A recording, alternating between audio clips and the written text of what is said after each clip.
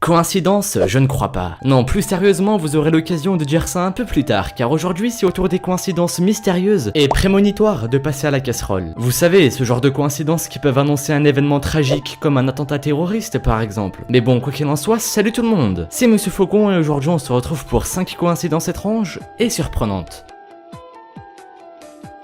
Numéro 5, quoi de mieux que de commencer par les célèbres attentats du 11 septembre 2001, sûrement un des événements ayant eu le plus polémiqué au monde. Alors si on farfouille de loin ou de près les faits de cet événement, on peut remarquer énormément de coïncidences. Premièrement, New York City comporte 11 lettres et il est le 11e état des États-Unis d'Amérique. 11 comme le jour où ont lieu les attentats. Bon, jusque là je vous l'accorde, c'est de la merde. Mais ce n'est pas fini. Un des avions ayant percuté les tours était le vol 11. Au total, il y avait 92 personnes dans l'avion. 9 plus 2, 11. Ensuite, le numéro des forces de l'ordre américaines est le 911. 9 plus 1 plus 1, 11. Le 11 septembre correspond au 254e jour de l'année. 2 plus 5 plus 4, 11. Et ce n'est toujours pas fini, hein. Faut savoir que les attentats du 11 septembre sont plus ou moins reliés à ceux de Madrid le 11 mars 2004. Le 11, inutile de vous en dire plus, hein. Ah si, ces attentats de Madrid ont tué 191 personnes. 1 plus 9 plus 1, 11. Et le plus surprenant parmi toutes ces coïncidences, c'est que 911 jours séparent les attentats de Madrid à ceux de New York. 911, 11 septembre quoi. Vous l'aurez compris, on retrouve le nombre 11 partout. Mais ne paniquez pas, ça ne prouve absolument rien. C'est juste étonnant qu'il y ait autant de coïncidences.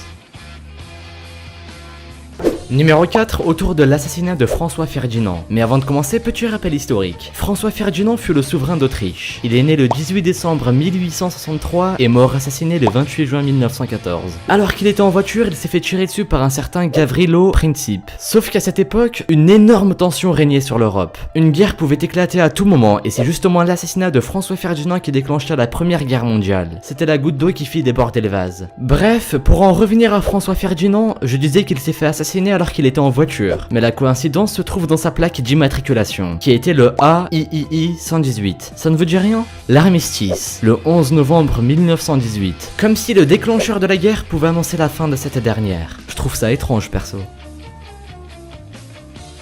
Numéro 3, je vous présente la romancière Anne Parrish. Un jour, alors qu'elle se promenait avec son amant dans les librairies de Paris, elle est tombée par hasard sur un livre qu'elle adorait lire durant son enfance. Son mari commença à feuilleter le bouquin et remarqua l'inscription Anne Parrish, suivie de l'adresse de la romancière. Vous l'aurez compris, c'était le livre de cette dernière, le même qu'elle aimait lire. Elle avait égaré le bouquin il y a des dizaines d'années et elle le retrouve là, dans une librairie de Paris.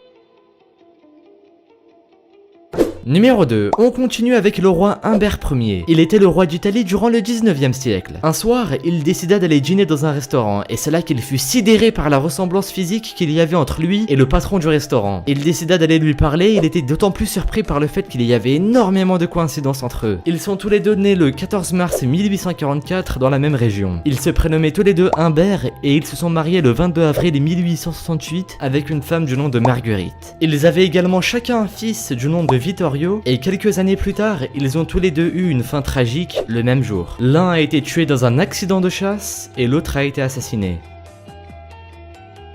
Numéro 1. Pour ce numéro 1, je vous ai réservé une des coïncidences qui m'intrigue le plus. Voici l'écrivain Morgan Robertson. En 1898, Morgan a publié le roman Le naufrage du Titan. Et ce livre raconte l'histoire d'un paquebot du nom de Titan qui a percuté un iceberg, ce qui entraîne son naufrage. Ça ne vous rappelle rien? Eh oui, l'intrigue a une drôle de ressemblance avec l'histoire du Titanic. Sauf que, je le rappelle, ce roman a été publié en 1898, sachant que l'accident du Titanic a eu lieu 14 ans plus tard, en 1912. Mais ce qu'il y a de plus surprenant, c'est qu'il y a énormément de ressemblances et de coïncidences entre le Titan et le Titanic. Premièrement, les deux navires faisaient à peu près la même longueur. 240 mètres pour le Titan et 269 pour le Titanic. Ils ont tous les deux percuté un iceberg, il y a eu un manque de canaux de sauvetage pour sauver tout le monde, les deux navires ont coulé dans l'océan Atlantique au mois d'avril, et j'en passe. Vous voyez, il y a énormément de coïncidences frappantes. Est-ce que le roman de Morgan Robertson était un livre prémonitoire? Il y a de quoi se questionner.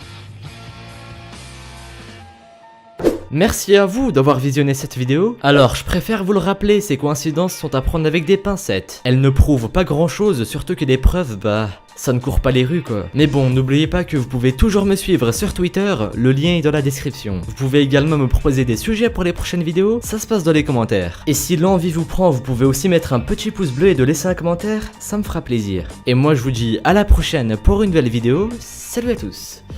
Putain, j'ai postillonné sur mon micro.